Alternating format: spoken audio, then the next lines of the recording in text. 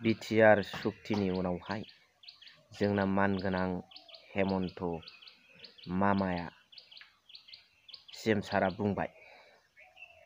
अखमखन आरो भाग भाग करानो हब थारमाने आसामखौ बोखावबावला नोंथांमोननोबो बड'लेण्डखौ होनाय जानाय नंला आरो बेनो फाइनाल एन्ड कमप्रिहेन्सिभ सुक्ति होननानै बयनिबो सिगाङाव बेवहाय बर'नि मैखोम लिडार प्रमद बर' सार गासिबो दैदेनगिरिफ्रा दंजोबो दुलाराय बर' फरायसा आफादनिफ्राय फुराना लिडारफोर इउपिपिएलनि दैदेनगिरिफोर इउजि सारमोन बिथाङा आर'नाइ खाथबलायनानै लेक्सार होदों जोंना मामाया। दा बेनिफ्राय जोङो मोनसे खोथाखौ क्लियारै बुंनांगौ जायो जे जोंनि थांखिया मामोन गेरेमसा बर' माहारि दानाय थारमाने बड'फा उपेन्द्रनाथ ब्रह्मनि थांखिया गेरेमसा बर' माहारि दानाय आरो बड'लेण्ड सोरजिनाय। दा अब्ला बिथांनि सान्थौखौ जोङो बिटिआर सुक्ति खालामनानै बिथांनि बड'फा उपेन्द्रनाथ ब्रह्मनि सान्थौखौ जोङो फल' खालामनाय जादों ना जायाखै बिनि सोमोन्दै दिनैनि भिडिअ डिटेल्स भाबै सावरायलांगोन।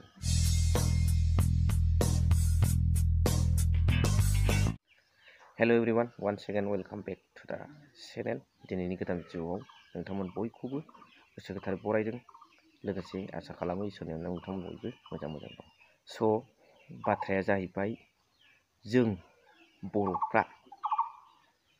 बे गोजौ थाखोनि सावबिनिस थाखोनि हारिफोरजों जों गोरोबफानो हाया जाजाबफानो हाया मिलायफानो हाया बिसोरजों गोरोबनानै जाफानांगौ मिलायफानांगौबानो जोंनि जानाखि सम्पतिफोरखौ लुथिजोबगोन जोंखौ थगाय थसि खालामनानै बिथांमोना सोबख'नानै गासिखौबो लाथिख' खालामलांजोबगोन होननानैनो जोङो आलादायै बड'लेण्ड सोरजिनो न'खर सोरजिनो आरो बर'खौ गेरेमसा माहारि दानो थाखाय बड'फा उपेन्द्रनाथ ब्रह्मआ सिमां नुदोंमोन सान्थौ होलांदोंमोन दुलाराय बर' फरायसा आफादनि जानानै। आरो जों मानो सिक्स सिडिउल जों मानो ट्राइबेल खारन जोंनि आसार खान्थि आखल आखुआनो आलादा रोखोमनि बैसोरजों गोजौ थाखोनि स्लिम थाखोनि सुबुंफोरजों सावबिनिस थाखोनि सुबुंफोरजों जों मिलायनो हाया बेनिखायनो जों ट्राइबेल जोंनो सिक्स सिडिउल एक्सट्रा जोंहा आलादा रोखोमै जों थांनानै थानो मोजां मोनो जोङो हाग्रा बंग्रायाव थानो मोजां मोनो लोगोसे जोङो गुनजेत बायदिसिना जों खांख्राइ अरखानानै जानो मोजां मोनो आलादा रोखोमनि आसार खान्थि हुदाया जोंना मिलायनो हाया बै सावबिनिस थाखोनि सुबुंफोरजों हारिफोरजों बेनिखायनो जों ट्राइबेल। दा बेवहाय जोंनि सिमाङा मामोन बड'फा उपेन्द्रनाथ ब्रह्मनि सिमाङा मामोन गेरेमसा माहारि आरो बड'लेण्ड सोरजिनाय सान्थौ होलांदों बिथाङा। दा दिनै बे मिलायनो हाया होनखानानै एक्सट्रा सोरजिनाय जोंनि ट्राइबेलफ्रा सोरजिजाखानाय सिक्स सिडिउला आरो जों एक्सट्रा न'खर बिनो थांनाया दिनै बैसोर सावबिनिस थाखोनि सुबुंफोरजों गोरोबनो हाया होनखानायावनो बिसोरजोंसो जों गोरोबहैनाय जादों। दा दुलाराय बर' फरायसा आफादनिफ्राय दिपेन बर' सारा बे खोथाखौ मानो साननो रोंदिया गोरों कमिटमेन्टजों फैनाय दैदेनगिरि बिथांमोना मानो साननो रोंदिया जों जायखौ जोङो गोरोबफानो हाया होननानै जोङो एरायबोदोंमोन गुनजेर जाग्रा खांख्राइ जाग्रा हिसाबै दा बिसोरजोंनो ज' गोरोबहैबाय बिनि फोरमाना जाहैबाय लकसभा इलेक्सननि फोसावदिं मेलावहाय दिपेन बर' सारा एबसुनि जानानै एनडिएनो भट हो होननाय एनडिए मानि सोर जों बिसोरजोंनो एरायबोदों बिसोरजोंनो गोरोबहैफिननो थांगासिनो दं। दा जोबनायाव आं नैबे खोथाखौल' बुंगोन बड'फा उपेन्द्रनाथ ब्रह्मआ थैनायनि सिगां मा बुंदोंमोन आं थैनायाव आंहा जेबो दुखु गैया नाथाय आं थैनायनि उनाव आंनि सानस्रिफ्रा गोमालाङोबासो आंहा बावहाय जथेस्थ' दुखु दं होननानै बेखौ मिथिखा हसिखा गासिखौबो मिथिखानानै दिपेन बर'हा माब्रैहाय एनडिएनो भट हो होननो हाखो प्रमद बर' सार इउजि सारमोनहा माब्रैहाय ज' मिलायनायनि खोथा बुंनो हायाखै बेनि कमेन्टखौ रायजो राजाफ्रा कमेन्ट बक्सआव हरबानो जाबाय स' भिडिअखौ फोजोबनायनि सिगां नैबे जे जोङो आसामनि सान अफ दि सयेल बे हिस्ट्रियाव दंखायो आसामनि थागिबि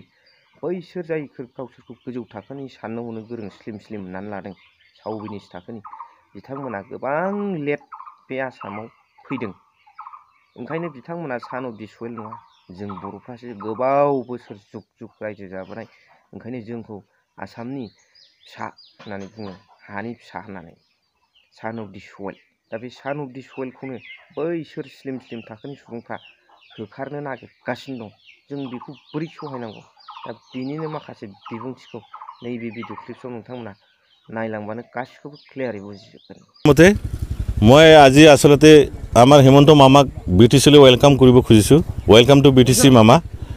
তো লগতে কথা হল আমার কোয়েশ্চন হল যে আপনি মিয়া মুসলমান আর বড় মানুষ কিয় ইমান বেয়া পায় আর যদি বেয়া পায় আপনি কৈ দিয়ক মিয়ার ভোট নালাগে ট্রাইবেলৰ ভোট নালাগে বলি আৰু লগতে আপনি উচ্ছেদ যে ইয়াতে চলি আছে যে ট্রাইবেলৰ বিৰুদ্ধে মুসলমানৰ বিৰুদ্ধে আপনি কৈ দিয়ক কেতিয়া উচ্ছেদ কৰি দিব এতিয়া তো আপনি বিটিসিতে আছে আপনি নাজানে নেকি এই যে খিলঞ্জিয়া মানুহ বড়ো মানুহ দানাচুৰ বানাচুৰৰ খানদান হয় আমি বান ৰজাৰ বংশ হয় আমি 5000 বছৰৰ আগৰ পৰা আমি ইয়াতে আছো আপোনালোকে কেতিয়া আহিছে অসমত আপোনালোকে 1228 আহিছে ইয়াতে লাজ নালাগে আপুনি ভূমিপুত্ৰ মালিকক আপুনি ইয়াৰ পৰা খেদিব আপুনি আমাক ক'ত খেদিব বিচাৰিছে মংগল গ্ৰহত নেকি যাম ক'ত আমি এই বড়ো মানুহ না বাংলাদেশত যাম না ভুটানত যাম ক'ত যাম না আপোনাৰ ঘৰত যাম লৈ যাওক গোটেই মানুহকে খেদি পেলাই আপুনি যদি এনেকৈ ইচ্ছা আছে কিয় লাহে লাহে মাৰি আছে মাৰিলে একেবাৰে মাৰি দিয়ক যোৱাবাৰতো সৰলপাৰাত কেঁচুৱা লগতে 6 মাহ ডেলিভাৰী থকা মানে মাইকীবিলাককো আমাৰ ট্ৰাকত জীবত লাট মাৰি ৰাতি উঠাই দিয়া হ'ল ইভিকশ্যনৰ নামত গোটেই দালি চাউল সব ফেলাই দিয়া হ'ল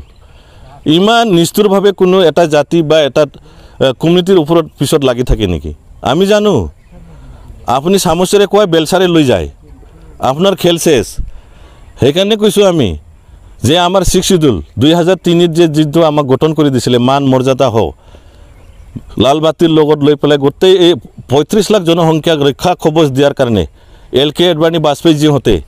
আমাক যে 6 শিডিউল দিয়া হৈছিল 8 শিডিউল দিয়া হৈছিল আপুনি বিটাৰৰ নামত শান্তিৰ নামত সব আপুনি কাৰি ললে সরকার দিয়েহে দেশ দিয়েহে প্রজাক রাজাই দিয়েহে প্রজাক আপনি দেখুন চুরি ডাকাতের নিচিনা সব আমার জি আছে ব্রিটিশের সব কারি ললে